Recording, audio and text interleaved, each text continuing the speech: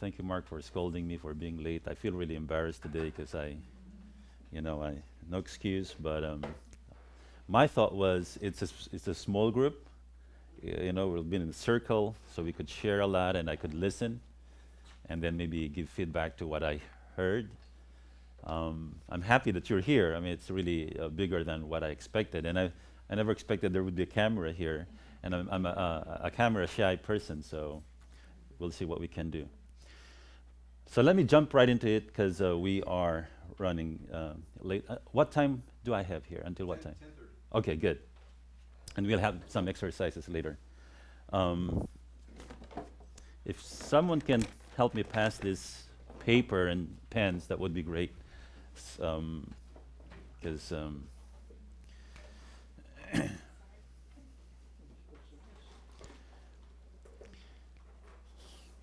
at first I was thinking, okay, it's going to be a group of elders and deacons. Is that what we have here? These are the deacons and elders and leaders. Okay, good. Good. As I tell a short story of my life, I want you to think of an individual, maybe yourself or others. You don't have to write the name on the paper. And I want you to write a paragraph of a very heavy material that you have heard from a person, heavy burden, someone who is sharing a struggle, a difficulty in life. But I want you to write in first person as if you are that person.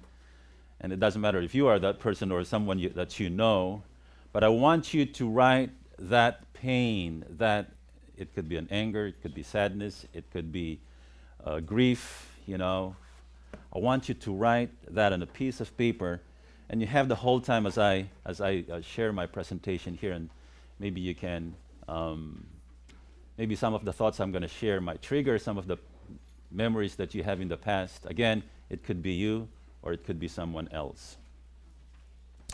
Let me bring you to my first assignment as a chaplain in Maryland. That was maybe about 20 years ago.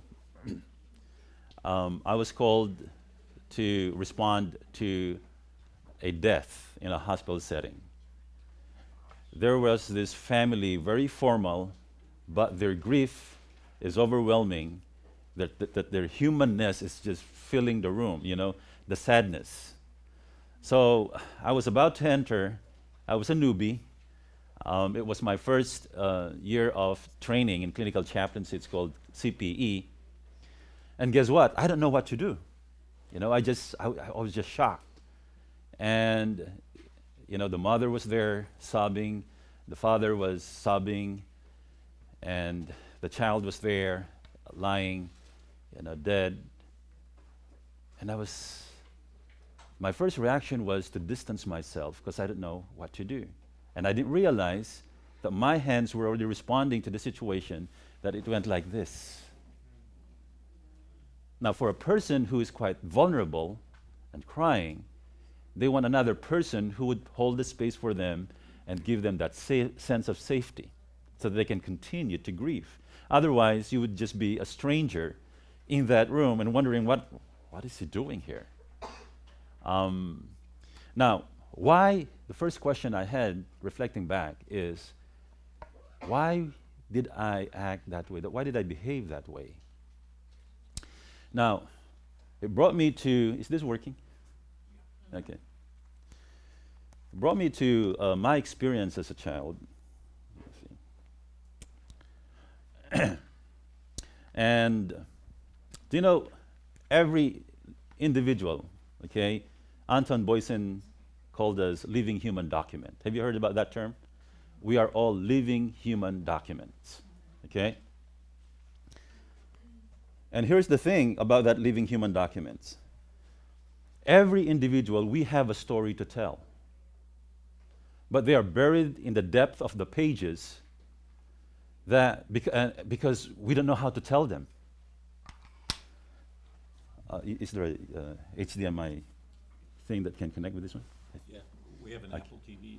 No, that, Oh, yeah, Apple TV? Okay. if you can use that, otherwise there's an HDMI cable right here. Okay. Either way would do. Let me see if I can connect it. Okay. I think it's easier to use the HDMI. No, No? that's a Chromecast. Okay. The, the only HDMI I have is that I don't size. share your same Wi-Fi, so okay. Well, anyway. Sorry. It's okay. I'm just going to read from my text then if I can't connect, because I need to. Okay. So they changed the password to our system, so I don't know. Oh, yeah, you're right. There you go. Yes.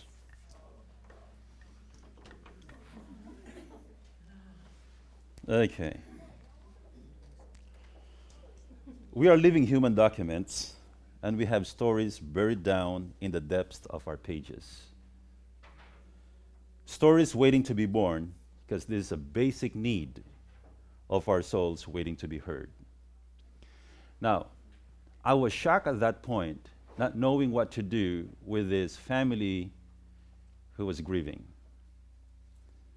Now, realizing that I didn't know how to be with them because in my own journey, I have few people who were able to model what is it like to be with another person. It's part of the learning process. I thought, listening is something that is not taught in the seminary that I went to. We were taught how to preach, how to teach, how to lead, but not how to listen and not how to be. So it's a lot of reflection, that is a very one of the first materials that actually taught me, to help me discover who am I as a person, and why is it hard for me to be and maybe to listen to a person who is actually vulnerable. As a baby, I have a picture here. It is quite natural for us to tell our story. In fact, storytelling is being. The moment a child is born, they start telling their stories. The only language they use, of course, is either laughter or cry. Okay? The moment you hear the baby cry, they are telling their stories. When my firstborn child, when my son was born, our firstborn child, I gave my wife a night out. And I'll take care of the baby, go ahead, be with your girlfriend, I'll be fine. But guess what? I said, 9, and they're not still home. I'm going crazy. I don't know what to do with this baby. He's been crying for the whole hour. He is telling his story. Could be a story of hunger, could be a story of pain, could be a story of wetness. Storytelling is our being. Now, when I was a baby, I was told that there's special dynamics between me and my sister. My sister was 10 months older than me, 10 months. My parents were pretty busy. So my sister was, enjoying telling her story. She's third in the family. I'm the fourth child, but the only son back then, because then there were 2 more girls. Still the only son. But when I was born, here was my sister crying, because there is a basic need of the soul to be heard. But all of a sudden, no one was hearing my sister because everybody was busy attending to my own story. I'm younger, I'm the only son, so if I cry, it must be more significant than my older sister. When she realized that she can't compete with me growing up because of the attention I'm getting, or I was getting, she decided to find ways how to get attention. So while I was, drinking my milk, she would grab the bottle, finish the milk, and I was crying, and she would give it back to me, and she would hide, and my parents would wonder, "Why are you crying? We just gave you a bottle of milk." And you're a good drinker. I mean, you eat it.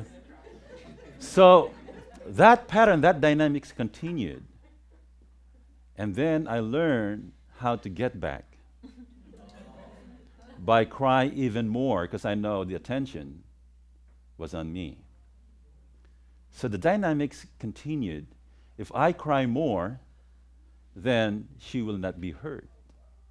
Then the more she becomes, naughty, and the more she would hurt me in secret, and she would hide. When she realized that she can't compete even with the crying, growing up, I was raised in a culture that boys don't cry, especially if you're the only son in the family. And she got that quickly. I mean, she's smart. So what she would do, because she's the closest sibling I have in age, so we were left alone playing, and then what she would do is she would make me cry. She would make me cry. And then once I start crying, she would say, "Remember, in this family, boys don't cry." I was so confused. But it's so painful. I need to be heard.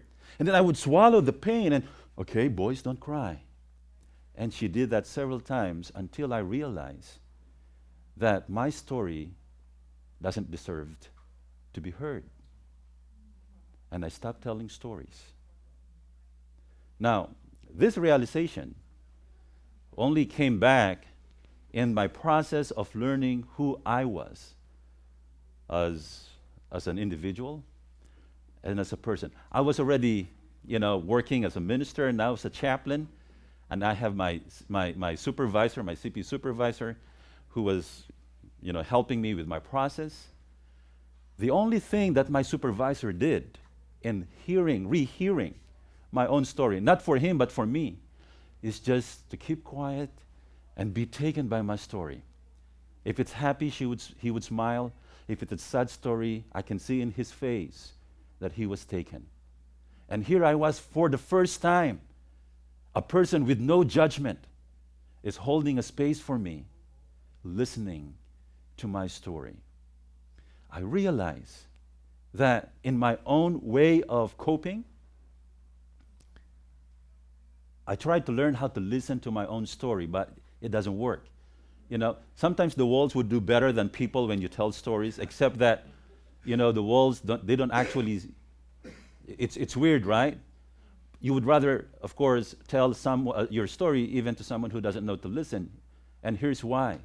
Because there is a basic need and longing for us to commune with one another, something that the walls can't provide. But sometimes we fail. Because each one of us, we have our own stories buried down in the depth of pages of our own living human document. No one really learned how to listen. When Jesus Christ came to this world, he is the great I am, not I do. He is the greatest example of being, not doing. Now, the thing is, we love to be human doing than human being. So listening is not just learning how to provide reflective answers so that the conversation would go on. Listening actually is being. Now,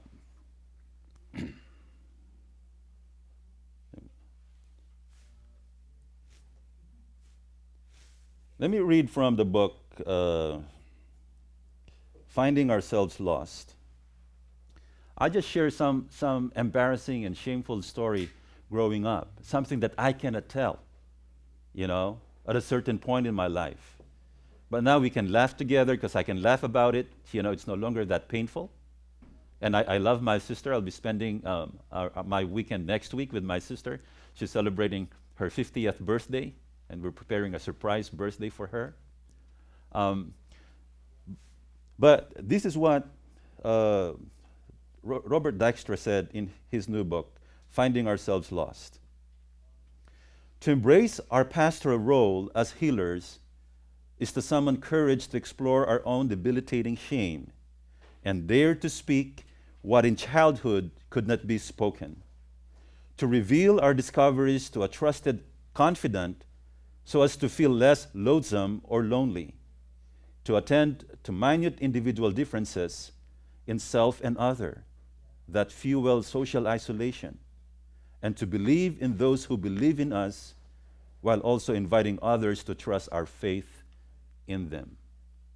You just can't listen to another person simply because you know how to shut up and how to keep quiet and say, I'm listening.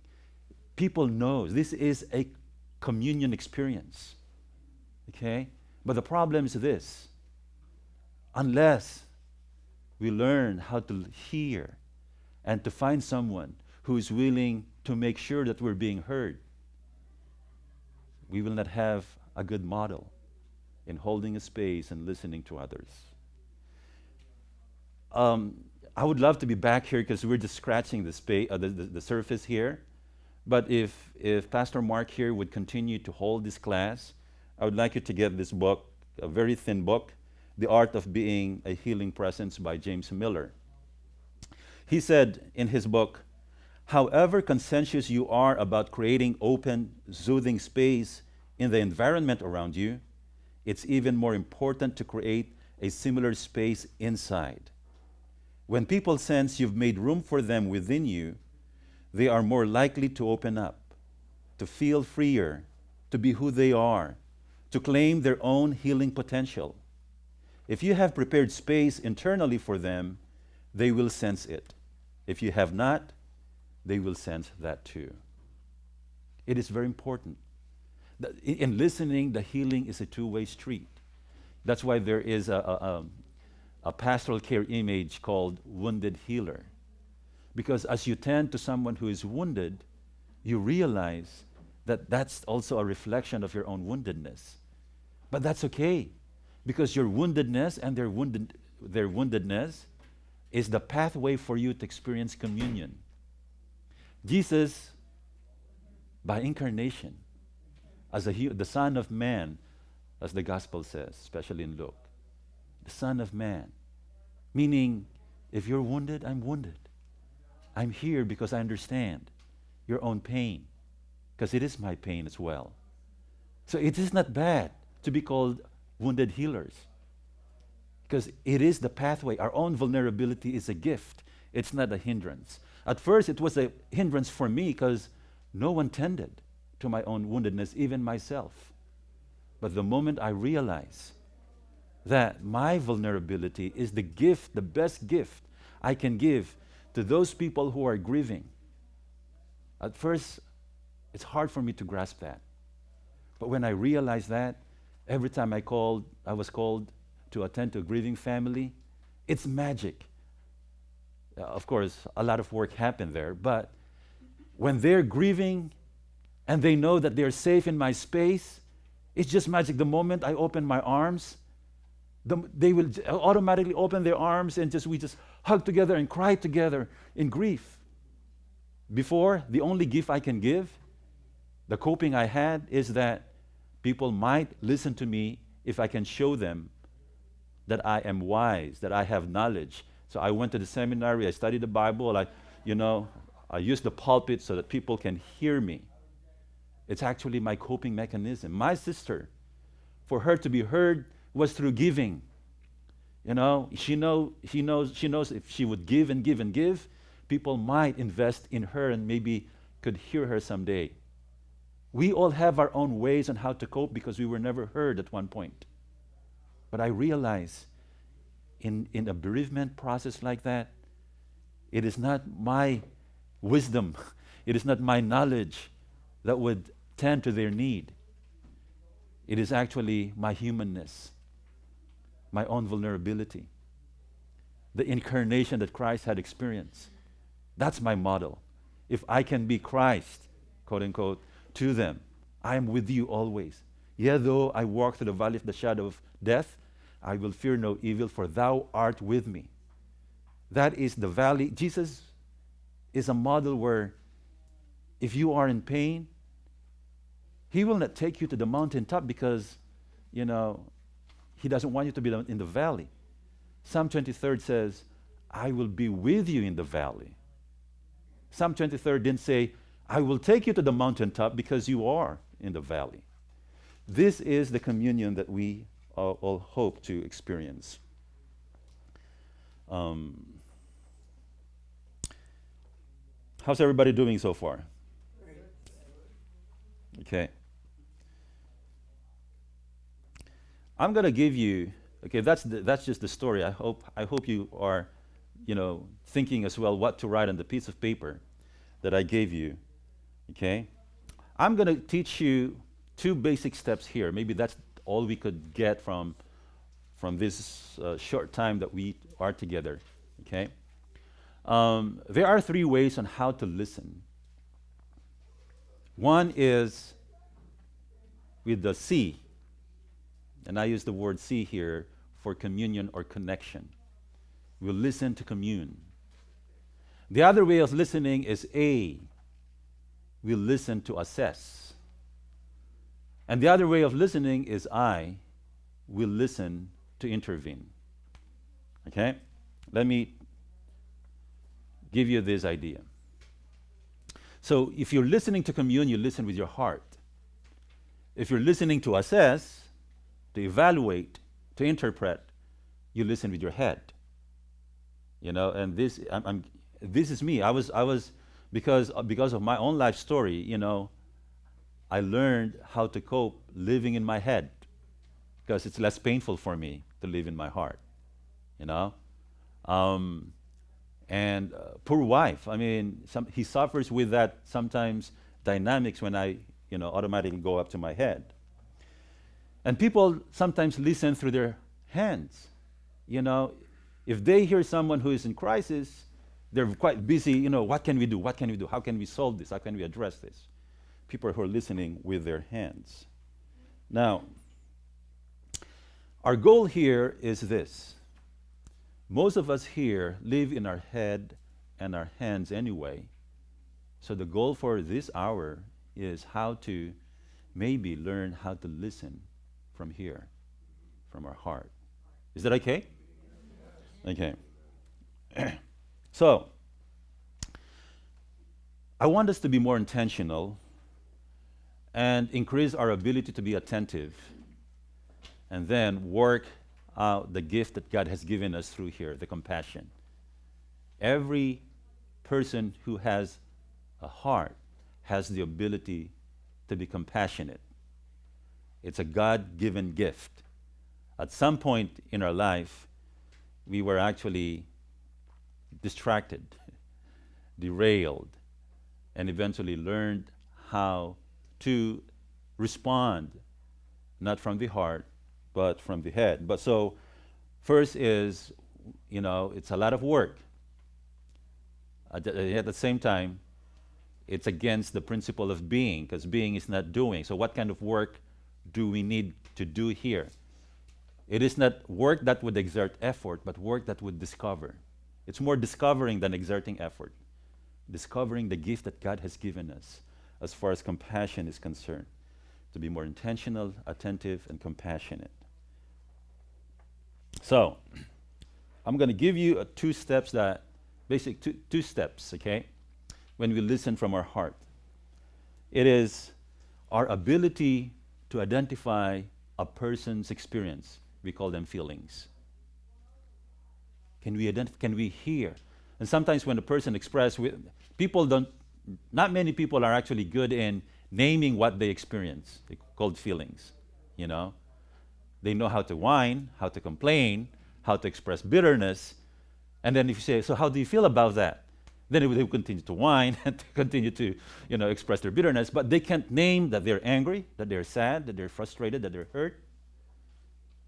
But if we hear where they are coming from, that's a good first step, okay? Finding where they are, finding the here and now. The word here and now is actually an address of where the person was living at the moment. It is called the emotional address. So If you can name the feeling, you can name the address. So where are you now emotionally? If you can say, I'm angry, you have identified the address. Where are you now emotionally, or how do you feel? If they say, I feel hurt, I feel sad, you know? And sometimes when you ask the person, even among my chaplains, when they, okay, so how do you feel right now? You know, I think I'm wondering why. Okay, you know, wondering why is not a feeling. It's still up here. Oh, okay, then I'm confused. Okay, confused is not a feeling. It takes a lot of time before they, okay, oh, maybe I'm hurt, you know? So first is it's important for us to identify where is the emotional address. Where are you in this moment, in this story? But once you identify where the person is, then if you find the address, then you find the way to commune. You cannot commune unless you know where the address is. You cannot be with me if you don't know where I am. So first, identify where you are emotionally, and that would open the door for me, if I'm the one identifying, to commune with you. And what is commune? What does it mean? Commune is, another word for that is empathy. Empathy is putting yourself in another person's shoes. But that is actually it is not something that you do. It's something that you go back within and finding your own resources, so that, I can relate to that. Rejection? I think I was rejected too in my life. So as you listen and you start nodding your head, and as if giving the signal that no judgment here, except that I can relate with you. That is the beginning of communion. Okay. Now, there is a great temptation of instead of communing, we stay up here at the head or with our hands. So I'm going to give an example, contrasting a way how to listen, the way to find communion, and the way to actually stay up here. We call this reflective listening or understanding. Understanding is to respond, as in effect, to ask the patient whether, this is for my chaplains and it's not for you, whether the chaplain understands correctly what the patient is saying or how the patient feels about it, how it strikes the patient, how the patient sees it. For example, when you're listening and it's now your turn to respond. When you respond, you are answering to these questions. Do I get it? Do I see how they see the world? Does it strike me the way it strikes them? And guess what? To find the answer to that, the answer doesn't only come from you, it should come from the other person. If the person says, you got it, man, welcome to my world, then that means you understand. That means you are relating. Yes. Yes, if I may tell a short story. Okay. Exemplifies what you're saying. I was in law enforcement, and frequently I'd encounter angry people. Mm-hmm. The worst thing you can say to an angry person is calm down. When someone is angry, you listen. You're there for them. You're present for them. And at some point, either I would find something that I could agree with them on, and I would say, what you just said, Mm-hmm. I agree with you. When you do that, you validify the emotion that they're expressing. They calm down. If I couldn't find anything I could agree with, I would say, if I were in your position, I would be angry too. Then they would calm down, and we could have a rational discussion. You show love when you listen. Right. We are to share Christ's love, but not just by talking, but by listening. When you listen, you show that the other person is valuable. I got so excited, my friend, because I want you to advocate listening continuously. Because if the rest of the law enforcement today know how to listen, the world will be a better place. Um, in a hospital setting, if there would be a commotion, the nurse manager, at least in my time, would decide, is she going to call for a security person or a chaplain? Because the security would be there, make sure no one's going to get hurt. So the first response is intervention. You come down. We don't want anyone here getting hurt. A chaplain would take the person to a safe room and let that person be. Now, how would you de-escalate the situation? I mean, that's a very, it's a management call, of course, based on that example. But thank you for bringing that up, because there is magic. There is magic in listening. Now, when you say calm down, connect, assess, intervene, where does calm down fall? Intervene. Okay? The goal is this. We are all interventionists by nature. And we are all, we'd like to pass judgment. We assess by nature. The goal is this. If there's one thing that I want you to take in this seminar, is if you could only know how to push back, put them maybe at the back burner, your ability to assess and intervene, and put right in the front your ability to commune, to connect, and to be compassionate. It will start a big change within your inner circle and maybe in your community. Now, the temptation, if you are not actually a person who's quick to assess or intervene, there is a bridge there. Sometimes you just want to know more. So you probe. Okay? So here's a probing. A probing is a response which indicates the chaplain's intent is to seek further information, provoke further discussion along a certain line to query. The chaplain has in some way implied that the patient ought or might profitably develop or discuss a point further. Meaning, the first goal is to get more information. Maybe it will help the chaplain, and maybe it will also help the patient. The challenge with that is this: how to be taken by the moment. I do have chaplains when the person says, you know what, chaplain, I'm really scared. Just like yesterday, there was a case presented. A person was brought to the hospital. His heart was, he had chest pain.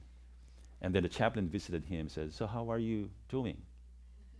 All of a sudden, I experienced this. I'm scared. And then the chaplain, so how do you feel? He just told you he's scared. Sometimes so what is it like? So, when was, and then the questions keep on going. When did the pain start? And is it still going on? The biophysical questions. But the person here is sharing something crucial. As individual, we can't hear the emotional address. Sometimes it's because it's easier to talk about facts, to talk about events, to talk about things on the surface, logistics, when, how, where, instead of the why question, instead of letting them, actually share what is in their experience. I'd like to present something here. This just presented one of my chaplains in her devotional. It's called Tenets of Companioning the Bereaved, or anyone who is in crisis. Okay? Tenet number 1 says here, companioning is about being present to another person's pain. It is not about taking away the pain. Taking away the pain falls under intervention. Being present to another person's pain is about communion. You see the difference? Companioning is about going to the wilderness of the soul with another human being. This is beautiful. It is not about thinking you are responsible for finding the way out. Again, that falls on intervention. Every individual, every one of us, we have this dying need to be heard, It's a basic need of the soul. So when we share a problem, it seems like a problem. Actually, we just want to be heard. And that the person who is thinking, okay, there's a problem, we need to solve this. What's the solution? Welcome to the world of the teenagers. That's why they don't come to their parents when they have something in their heart, because they know someone will fix them. And even in support group circle, support group is not successful if you have some members who are there ready to fix you. It's not safe, because all you need is to be heard, not to be judged, not to be assessed, not to be fixed. Companioning is about honoring the spirit. It's not focusing on the intellect, on the head, as opposed to the heart. Companioning is about listening with the heart. It's not about analyzing with the head. Companioning is about bearing witness to the struggle of others. It's not about judging or directing these struggles. Companioning is about walking alongside. It is not about leading or being led. Companioning is about discovering the gift of sacred silence. It does not mean filling up every moment with words. When someone is grieving and there's that silence, sometimes we can't bear it. So we start quoting scriptures, we start singing hymns, we start humming, because it's too silent for us. But when we start doing that, guess what? Sometimes we think that we're helping the patient, but the truth is we're trying to help ourselves because we can't bear it. It is self-serving sometimes.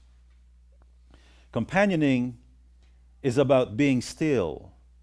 It's not about frantic movement forward. Companioning is about respecting disorder and confusion. It's not about imposing order and logic. If a person who is grieving is in a mess and, confused, hurt, angry, cursing God, okay, no, this is out of the order, Don't do that. God is good. God is good. God is faithful. Don't say that. We're trying to bring back order, right? Honor, respect. But actually, we're doing that for ourselves. A grieving person, is not always logical. A grieving person is saying, it doesn't make sense to me. Yesterday, he was just walking with me. Now he's dead. Doesn't make sense. God, why are you doing this to me? I said, don't say that. Don't say that. Let's bring back order. It's when we do that, it's because we are, in our own sense, placed in their chaos, and we're surprised. We don't know how to respond to their chaos.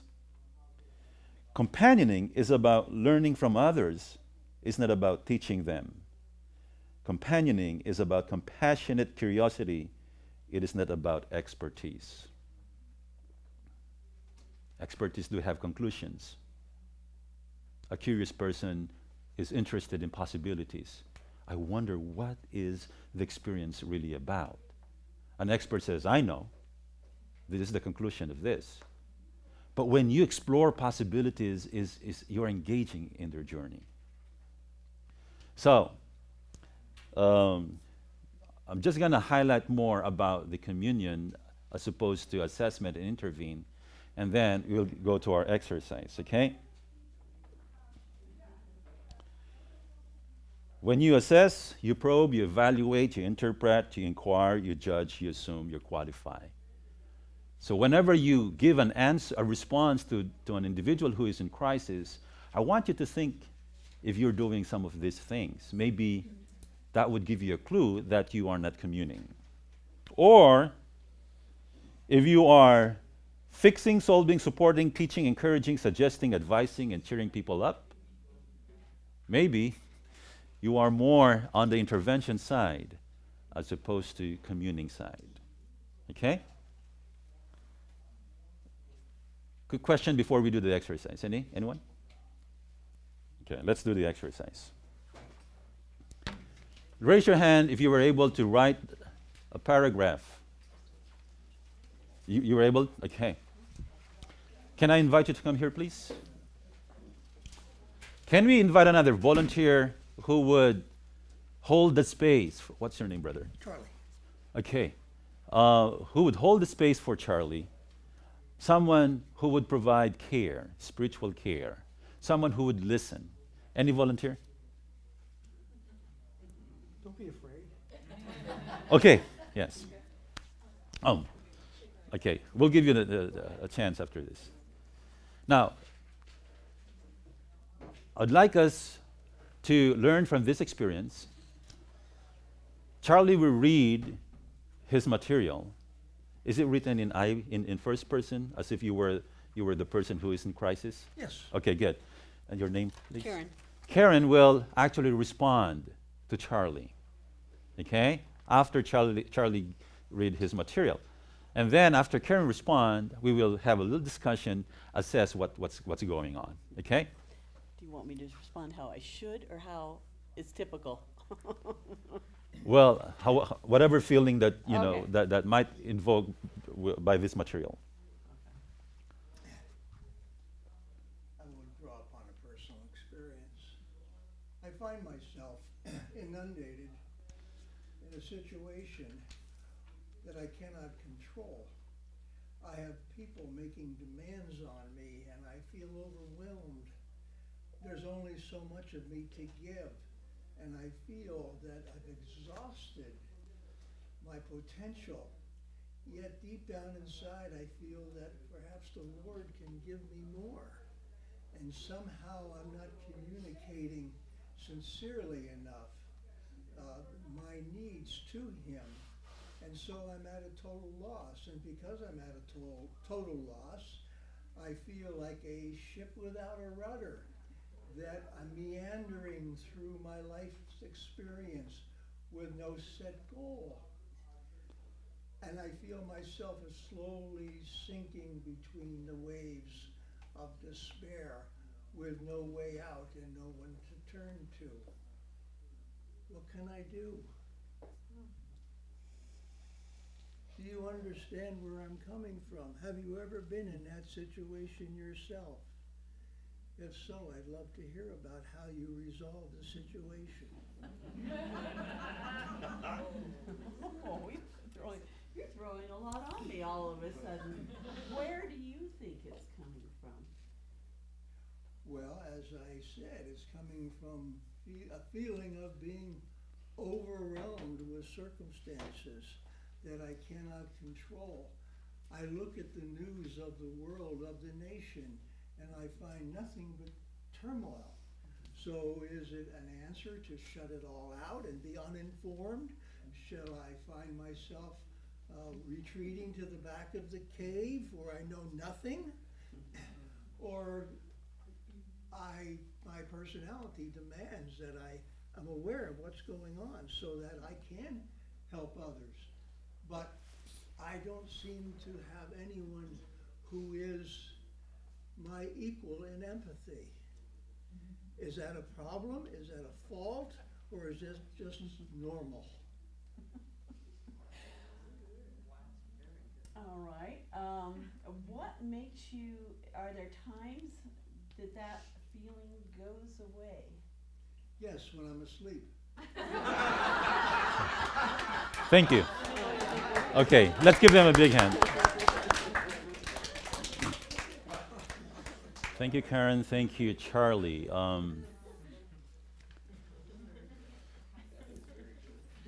What have you heard from Charlie? Anyone? I heard that he is feeling overwhelmed, but then, however, not a but takes it away. However, he's used to being in control. Okay. I was gonna say powerless, or he feels powerless.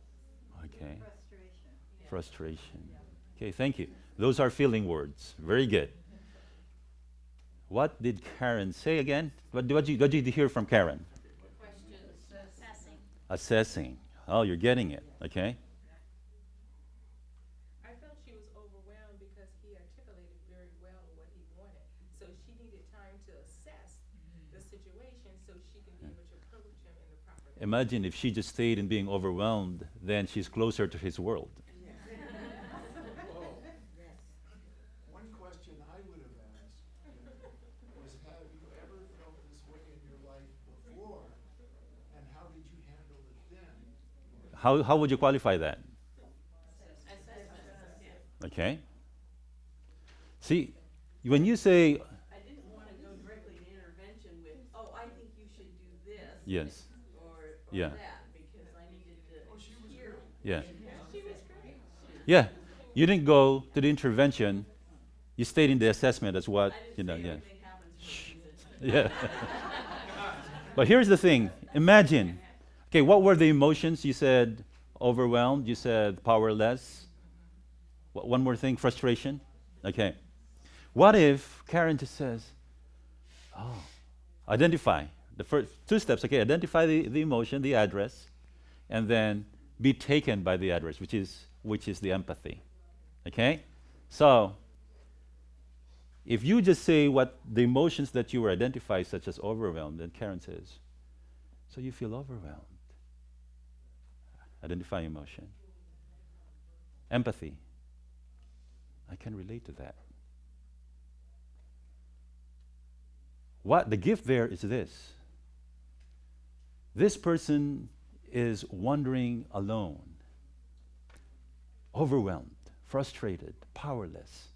In fact, that's a very powerful word, you know. If you could also say, oh, you used to have control, now you're powerless. And maybe you don't have to say anything verbally, but the nonverbal is your way of empathizing, because they get that. That is communing. Yeah. I have a question. What threw me off was when he asked Karen if he experienced the same thing, and now it's kind of like if I can use the patient, right, or whoever, patient and the chaplain just the same. Yes. So I just don't know how to handle that if I were Karen. Yes. Questions are baits. Questions are not always asked to seek answers, but to seek communion. Because if another person is exploring with him, then he doesn't feel alone. The truth is, maybe he would never find the answer. Maybe there's no answer to his questions. But the pain is not because there is no answer. The pain is he's been there alone. Yes. Do you mind if I make just a comment? Please. How I would have responded to me? Okay. I would have gone down this path initially. I understand how you feel because I've been there myself at different times in my life. And I'm going to abbreviate this as much as possible. And then I would go into the field of, here's how I have handled a similar situation in the past. I have distanced myself a bit so I can rejuvenate my own power and spirit. Try that and see if that works for you. Okay, that is, okay, what he did, and I think you're the only person who could say I can understand you because you're responding to yourself. It's going to be a strong assumption if you say that to another person because every experience is unique. But what you were saying is it's an expression of empathy and communion. I'd love you to start there. And if you want to go ahead and go back to intervention and assessment, we let the patient or listener decide if they're ready for that opportunity or not. The thing is, we're all polite Christians. Sometimes we don't say, I'm not ready there yet. We just say, thank you. That's nice of you. But having been a patient and been on that end several times, I would feel that the listening part is the most important before you start assessing or before you say, well, I handled it this way. It's like, then you're telling your story, not listening to his. Thank you. In our chaplaincy class, the real teachers are the patients. Thank you. It's been 2000, so it's been 17 years since my daughter died. I had a really good handle spiritually and theologically about death. I'd never such an intimate loss. And the things that did did not, I didn't need anybody to educate me about death, spiritually or otherwise. And I didn't buy from a lot of people who said they understood, because that wasn't believable to me. And what I learned in those several years, because it was a long journey, what I learned in those several years was to stay in that place of sorrow and loss and grief and process the emotion itself. And just, I learned that grief without growth is like pain without purpose. And so there were lessons for me to learn. All I needed was somebody just to accept that it had happened, and that the feeling they felt towards me was compassion. It was the only thing I needed. I didn't need any intervention. I didn't need an assessment. I just wanted compassion. That is very, very true. Powerful. Thank you very much. I think the way also to express our feelings can affect the listener, because it's hard to express what you feel in you. So I think that's the reason sometimes somebody's talking to you, you don't know what to say to help. Yeah, it's very hard. It is very hard. I want to jump on this. When someone is grieving, I have been on both sides. I am on both sides. The best thing, best thing is to listen. Don't add or don't dismiss somebody's feeling. Don't say, "Oh, I know how you feel." You don't. Don't belittle or shut their conversation to make you feel comfortable. It is hard, and if you cannot handle the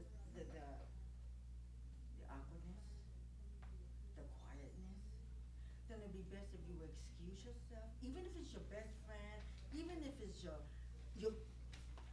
family. If you yourself cannot, it'd be best if you don't be around, so you won't cause any more harm to the person that's going through the grief. It's true. Thank you. Are you up for one more exercise, or just want to, throw questions? Another exercise? Okay. Who wants to volunteer to be the patient here? And the pastoral care provider, the spiritual care provider. Okay, I'll be the patient. Okay.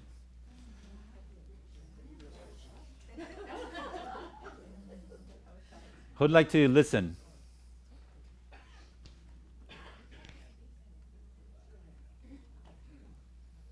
Okay. See, we both is on the same narrow thing, so I am the patient.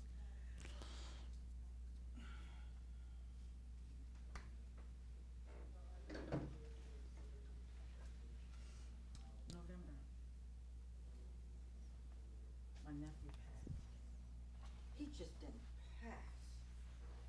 He died of an overdose. At the age of 35. A week before his birthday. The only nephew I had.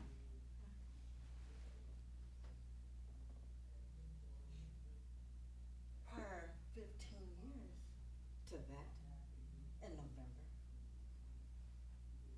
my oldest daughter died. So I have a problem with November because of grief from my daughter, to find out that my nephew has died in the same month.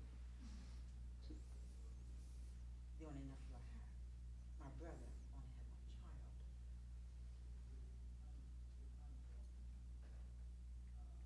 Then come January, my brother-in-law died. Unassumingly, just died.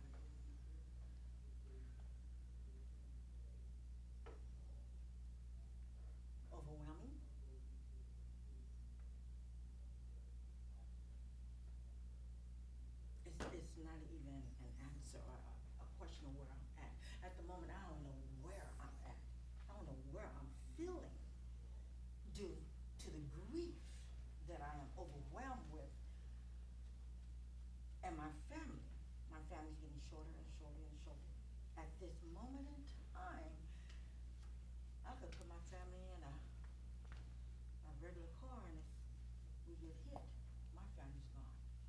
So I am walking daily. You're looking at me, thinking that, oh, she's all right, because apparently I'm looking good. But in the inside, I'm dying.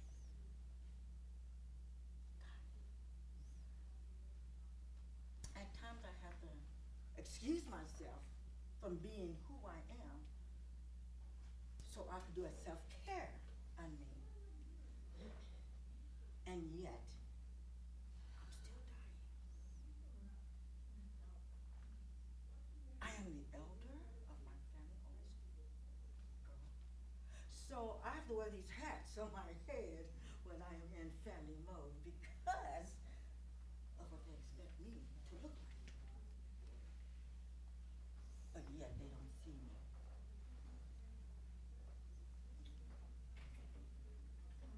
Must feel so alone.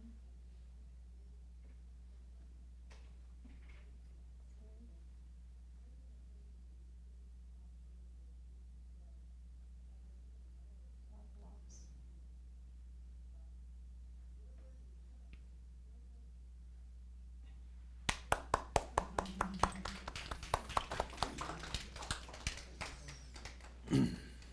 Thank you very much. Powerful, powerful. Living human documents.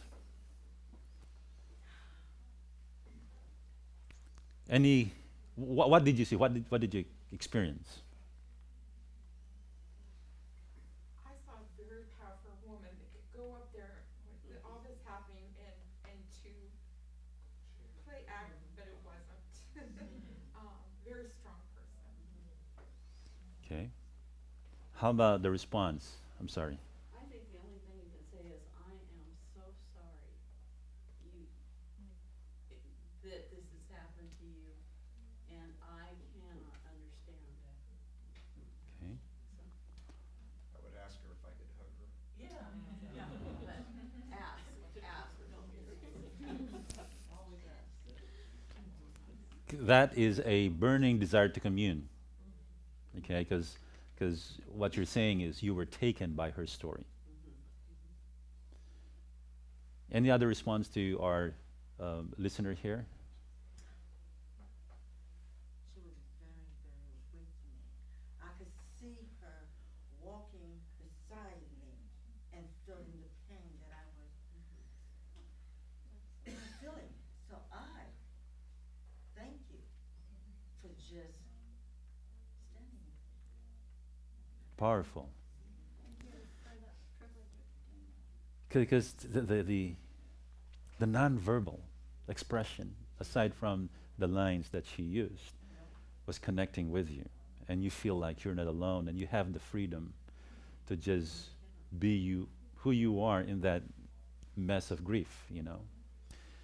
One thing that I love in the lines is she recognized that you have lots of losses.